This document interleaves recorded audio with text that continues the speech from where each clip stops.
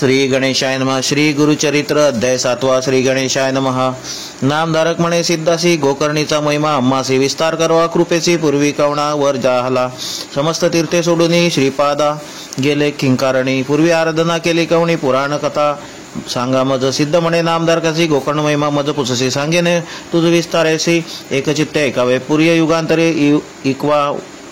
कुवंशी मित्रासह राजा परियसी प्रतापवंशी क्षत्रिय वंशी सर्व धर्मरत देखा असता राजा एके दिवशी विनोद निघाला पारदेशी प्रवेश झाला अरण्याची वास सिंह शार्दुलाचा निर्मनुष्य अरण्यात राजा पारधी खेळत भेटला तेथे दैत्य अद्भुत ज्वाळाकार भयानक राजा देखुनी तयाशी शरजाळ वर्षे कोपेसी मूर्छना येऊनी धरणीसी पडेला दैत्य तयवेळी दैत्य वदिता तयवेळी होता त्याचा बंधू जवळी आक्रंद तसे प्रबळी बंधू शोके करून या प्राण त्याजिता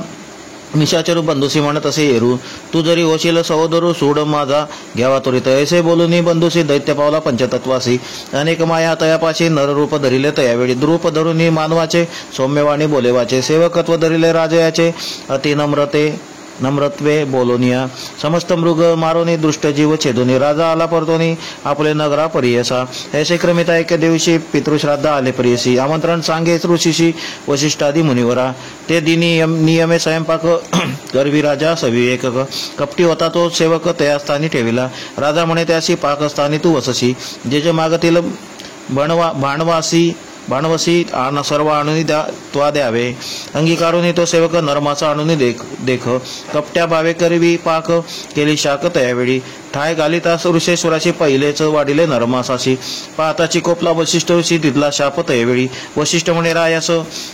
नरमास वाढिले आम्हास त्वरित होगा ब्रह्मराक्षस म्हणून कोपे तयावेळी शाप देताची तयावेळी राजा कोपला अतिप्रबळे अपराध नसता आम्हा जवळी वाया शापिले ती का नेणे मास पाक कवणे केला माझा निरोप नाही झाला वृथा अमुते शाप दिदला आपण शापीन म्हणत असे उदक घेऊनी अंजुळी शापावया सिद्ध झाला तयावेळी तव राजश्री येऊनी जवळी वर्जी तीर्थ आली पतिशी म्हणे ते नारी गुरुशी शापिता दोषवारी वंदुनी त्यांचे चरण धरी तेणे तरशील भाऊसागर मध्ये यांती सतीचे वचन मानिता झाला राजा आपण अंजुळी उदक होते जाण पडिले आपल्या चरणावरी शाप देता कल्माश पाणी पडले राजयाचे चरणी कल्माशपाद नाम म्हणून ब्रह्मराक्षस झाला तो राव पतिव्रता राजमहिषी लागली वशिष्ठ चरणांशी उद्धरी स्वामी बाळकाशी एवढा कोप काय कीचे करुणावचन एकोणी शांत झाला वशिष्ठ मुनी वर्षे 12 क्रमोनी पुनर्पी राजा होईल उशाप देऊनी वशिष्ठ ऋषी गेला आपले ठायासी ब्रह्मराक्षस राजा परियशी होऊन गेला वनातरा निर्मनुष्य अरण्यात राक्षस राहिला प्रख्यात भक्षण करी अनेक जंतू पशु पक्षी मनुष्यादी करून ऐसे क्रमिता तयवनी मार्गस्थ दंपत्य दोन्ही ब्राह्मण जाती मार्गक्रमणी देखील राक्षस भयासुर येऊनी धरिले ब्राह्मणासी व्याघ्रतेचा पशुशी घेऊन गेला बक्षावयासी विप्र स्त्री जाय समागमे अतिशोक करीतसे ते ब्राह्मणी जाऊन लागे राक्षस चरणी राखे मधला हे उपाणी प्राणेश्वरासी सोडीपान बक्षी माझा पती माझी तयावरी प्रीती माते बक्षिगा सुखवृत्ती वल्लभा ते सोडीपा पती विणे राहती नारी जन्म वृथा दगडापरी पहिले माते स्वीकारी प्राण राखे पतीचा ऐसे नाना परी देखा विप्र स्त्री करी महादुःखा बोल न मानिता राक्षस एका त्या ब्राह्मणा ते बक्षिले पतीसी बक्षिले देखोनी शाप दिला ते ब्राह्मणी म्हणे राक्षसा एक कानी शाप माझा निर्धारे तू राजा सूर्यवंशी शापास्तव राक्षस झालासे पुढे मागुती राजा होशी 12 वर्षे क्रमण्या परी रमता तू स्त्रिय सवे प्राण जाईल स्वभावे आम्हा अनाथ बक्षिसे दुष्टभावे दुरात्मया तू राक्षसा शाप देऊनी तयवेळी पतीच्या अस्थी मिळवून सकळी काष्टे घालून या प्रबळी अग्निप्रवेश केला तिने ऐसे असता राजा देखा क्रमिली तेथे 12 वर्ष पुनरुपी राजा होऊ नये का आपल्या आला आपुले नगरासे विप्र स्त्रियेचे शापवचन स्त्रियेशी सांगितले खुण रती संगती करिता क्षण मृत्यू असे आपणासे कोणी पतीचे वचनामध्ये अंतिक दुःख करी आपण मन करून निर्वाण त्याजीव प्राण म्हणत असे मदयंती म्हणे रायासी ग्रंथ नाही तुम्हाचे आता कष्टला 12 वर्षी प्रारब्धा फुले न चुकेची 19 वचन शोक दाटला अतिगन अश्रुनी गती लोचनी केबी करू म्हणत असे मंत्री वृद्ध पुरोहितासी बोलविता झाला परियसी ब्रह्म हत्या घडली आपणासी विमोचन होय कवणेपरी मंत्री वृद्ध पुरोहित रायसी म्हणे एक मात तीर्थे आचरावी समस्त तेणे पुनित वचिल ऐसा करून विचारू राजाने गे तीर्था आचरू सकळ तीर्थ परी करू विधीपूर्वक करीत असे ऐशी नाना तीर्थे करीत ब्रह्महत्या सवे येत असे अघोर रूपे असे दिसत नवचे कवणे परी देखा काष्टोनी राजा बहुत परी निर्वाण होनी मना भितरी हिंदतगात पातला मिथिलापुरी चिंताक्रांत होऊन या नगराब्राह्य प्रदेशी श्रमोनी राजा परियसी चिंतित असे मानसी वृक्षछाये बैसून तव ऋषेश्वरा समवेत जैसा सूर्य प्रकाशित गौतम ऋषेश्वर ख्यात अवचित तेथे पातला देखुनी राजा गौतमाचे चरणी लोळे संतोषी नमन करी अति हर्षी भक्तिभावे करून आश्वासुनी तयवेळी गौतम पुसे करुणा बहाडी क्षेम समाधान सकाळी पुस्ता झाला वृत्तांत एकोणी ऋषेश्वराचे वचन राजा सांगे विस्तारून शाप झाला ब्रह्मवचन ब्रह्महत्या घडली मज शमन न होई माझा दोष सवेची येत असे अघोर वेश व्रते आचरलो कोटीश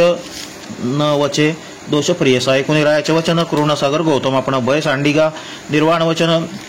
तारील शंकर मृत्युंजय तुझे पाप निवारणाचे सांगेन तीर्थ विशेषी महापातक संहार असे गोकर्ण स्थान असे भक्तिपूर्वक तया स्थानी जपव्रत करीती जाण फळ होईल लक्ष गुण ऐसे पुण्यक्षेत्र असे जाणा तो साक्षात ईश्वर गोकर्ण क्षेत्र कैलासपूर प्रतिष्ठा करी विघ्नेश्वर विष्णू निरोपे विनयार्थ जेचे इच्छिती मनकामना पावे त्वरित निर्धारे जाणार समान नाही क्षेत्र गोकर्ण या ब्रह्मांड गोलकात गोकर्ण क्षेत्र असे गण लिंग तीर्थ असंख्यात जाण पदोपदी अस्ति निर्गुण ऐसे क्षेत्र अनुपम्य कृतायुगी महाबळेश्वर शेतक त्रेतायुगी असे लोहित द्वापारी रूपपीत कलियुगी कृष्णवर्ण जाण सप्त पाताळ खोलावोन उभे असे लिंग आपण कलियुगी मृदू होऊन दिसे सूक्ष्म रूपाने पश्चिम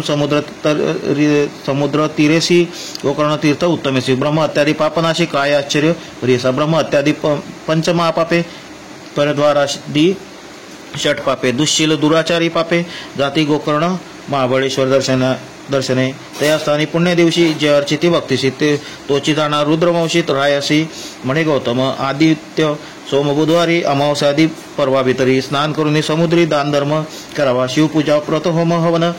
जप ब्राह्मण संत तर्पण किंचित करिता अनंत पुण्य म्हणे गौतम रायसी व्यतिपातादी पर्वणीशी सूर्य संक्रांतीचे दिवशी महाप्रदोष त्रयोदशीची पूजिता पुण्य अगम्य अशीत पक्ष माघ मासे शिवरात्री चतुर्दशी बिल्वपत्र वाहिल्यासी दुर्लभ असे त्रिभुवनात स्नान करून समस्त तीर्थी महाबळेश्वर लिंगार्थी पूजा करावी भावार्थी पातका व्यतिरिक्त होय जाणा ऐशा परी गोकर्ण महिमा प्रकाश केला ऋषी गौतमा राजा ऐकून अतिप्रेमा पुसता झाला तैवेळी राजा म्हणे गौतमाशी गोकर्ण स्थान महिमा निरोपिलेशी पूर्वी कवणाशी साक्षी झाली असेल की म्हणे गौतम तयवेळी गोकर्ण क्षेत्र महाबळी जाणो आम्ही बहु काळी अपार साक्षी देखील असे गेलो होतो आम्ही यात्रे देखील दृष्टांत विचित्र आले होते तेथे जन मात्र यात्रा रूपे करून या मध्यान्ह काळी आम्ही तेथे बसलो होतो वृक्षछायते दुरोनी देखील चांडाळी ते वृद्ध अंध महारोगी विधवा आपण केशवनी वपनी दिशे जैशी मुखमरणी क्षण पडे धरणी प्राणत्याग करू पाय ऐशी अवस्था चांडाळीशी आली वृक्ष छायशी देह टाकला धरणीशी त्याजू पाय प्राण आपला प्राण त्याची ताताईवेळी विमान उतरले तत्काळी शिवदूत अतुर्बळी त्रिशूळ कटवांग धरुणी आती टंकायुधे चंद्रभाळी चंद्रासारखी कांती केवळी किरीटकुंडले मिरवे कपोली चतुर्वर्ग येणेपरी विमानी सूर्यासारखे तेज अतिविचित्र दिशे विराज आले चंडाळीये काज अपूर्व वर्तले तयावेळी आम्ही पोशिले शिवदूतांची आले ती कवण कार्यासे दूत म्हणते आम्हासी आलो चांडाळीस न्यावया ऐशी चांडाळी पापिणीस कैशी योग्य विमानेसे नेऊन या श्वानासी सिंहासनी काय योग शिवरात्री उपोषण नाही केले दान आपण केले नाही देखील यज्ञ इयसी केले कैसे न्याल तुम्ही अर्जन जन्मांतरीचे म्हण कुष्ठ सर्वांग हेची कुण निक्ती कृमी निक्ती मुखातून पूर्वर्जित केविक होईल गौतम म्हणे रायाशी ऐसे पुशिले दूतासी त्यांनी सांगितलं आम्हासे अद्यंत तये चांडाळीचा